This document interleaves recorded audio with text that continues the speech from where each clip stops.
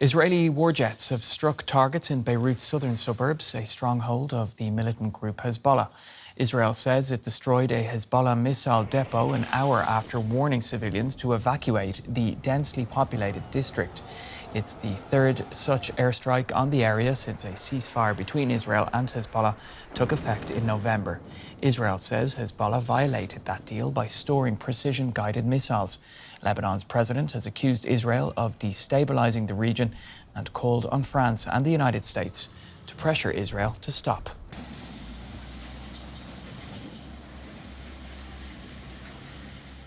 Well, for more, I'm now joined by political analyst and commentator Ronnie Chatah, who joins me from Beirut. Ronnie, great to have you on the show.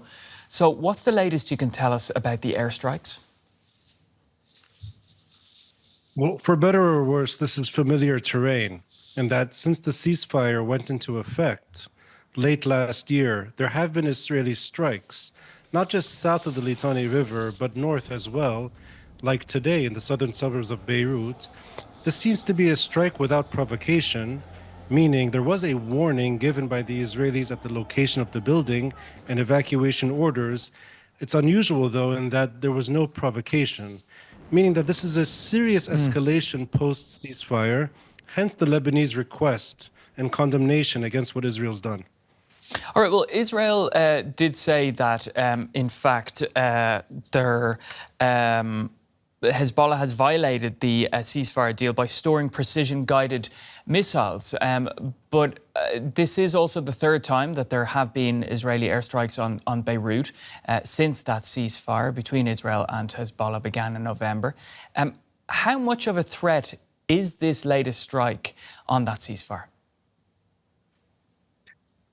The threat remains so long as two things keep happening. The first is that Israel remains in Lebanon, 5 points they deem strategic in southern Lebanon, just north of the Israeli border.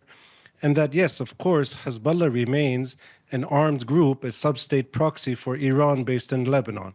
But within the confines of the ceasefire agreement, which is an enforced mechanism for 1701, Security Council Resolution 1701, this terrain seems to be more for Lebanese local affairs rather than Israel-Hezbollah the way they have fought, meaning these are weapons north of the Litani River.